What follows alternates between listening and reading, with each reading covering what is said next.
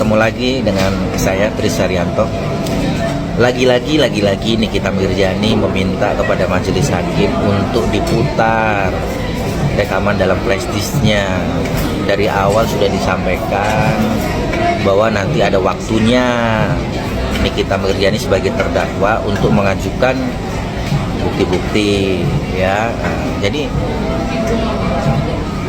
agenda sidang hari ini sudah jelas masih agenda mendengarkan keterangan dari saksi-saksi pihak JPU gitu. Dan saya melihat terkesan sidang ini harus mengikuti apa yang menjadi kemauan terdakwa. Seharusnya penasihat hukumnya harus bisa memberikan edukasi kepada terdakwa bahwa nanti ada waktunya pihak kita atau pihak terdakwa akan diberikan kesempatan untuk mengajukan bukti-bukti atau menghadirkan saksi-saksi untuk terdakwa yang meringankan. Jadi kayak tadi di awal persidangan bahwa terdakwa menyampaikan kondisinya kurang sehat. Kalau misalkan memang tidak mau proses persidangan hari ini berjalan, tentunya tinggal disampaikan saja bahwa ada surat keterangan dari dokter pada klinik Rutan bahwa menganjurkan atau merujuk Nikita Mirzani ke dokter di luar Rutan itu karena kondisinya sedang sakit bla bla bla bla kan gitu. Jadi dia tidak bisa mengikuti sidang hari ini, tinggal disampaikan di awal agar supaya sidang ini ditunda oleh majelis gitu. Namun pada saat ditanya bahwa dia lagi kurang sehat tapi dia masih bisa mengikuti persidangan, ya otomatis persidangan tetap dilanjutkan gitu. Nah, saya melihat bahwa situasi persidangan hari ini sangat gaduh gitu. Jadi kayak orang nonton bola gitu, supporternya rame banget gitu.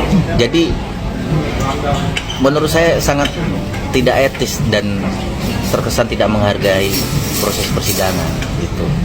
Jadi kalau menurut saya untuk melancarkan jalannya proses persidangan meskipun terbuka untuk umum harus dibatasi orang-orang yang mungkin bisa masuk ke dalam ruang persidangan atau mungkin khusus wartawan atau pihak media atau pihak keluarga. Nah, kalau pendukung-pendukung yang membuat gaduh, menurut saya lebih baik disuruh nonton di luar aja, di monitor TV yang sudah disediakan oleh pengadilan gitu, biar supaya nggak gaduh, nggak ricuh, mengganggu konsentrasi jalannya persidangan. Nah, selanjutnya tadi saya melihat bahwa Nikita Mirzani mendatangkan anak yang masih di bawah umur untuk mengetahui jalannya proses persidangan, bahwa harus diberitahu bahwa anak di bawah umur itu sebenarnya tidak diperbolehkan untuk datang melihat persidangan, apalagi melihat ibunya sendiri duduk di kursi kesakitan gitu. Itu nanti akan mengganggu psikologis si anak itu. Jadi menurut saya jangan pernah memanfaatkan dengan membawa anak gitu, karena sebenarnya itu justru malah mengganggu jalannya proses persidangan dan akan mengganggu psikologi anak gitu.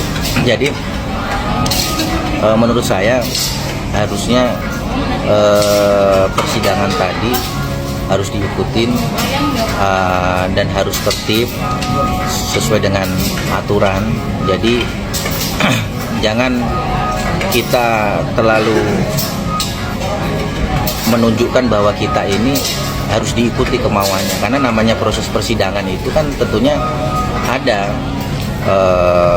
prosedurnya gitu, ada aturan mainnya sesuai dengan hukum acaranya kan, tahapan-tahapannya itu sudah jelas. Nah, sebagai penasihat hukum terdakwa ya tentunya harus memberikan edukasi penyampaian kepada kliennya bahwa ada momen di mana kliennya atau terdakwa itu dapat mengajukan bukti-bukti atau menghadirkan saksi yang meringankan, itu nanti ada waktunya setelah mungkin melewati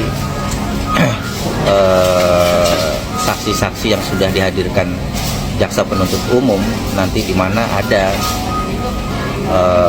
kesempatan pihak terdakwa untuk mengajukan bukti-bukti dan menghadirkan saksi-saksi yang meringankan.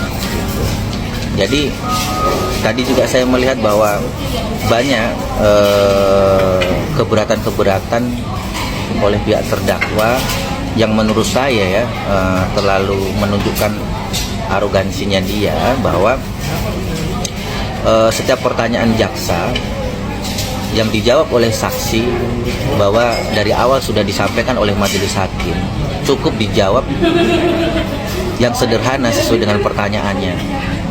Jadi nggak perlu melebar. Ya sekarang kalau misalkan ditanya, kamu udah makan belum? Ya jawab saja. Kalau sudah, jawab sudah.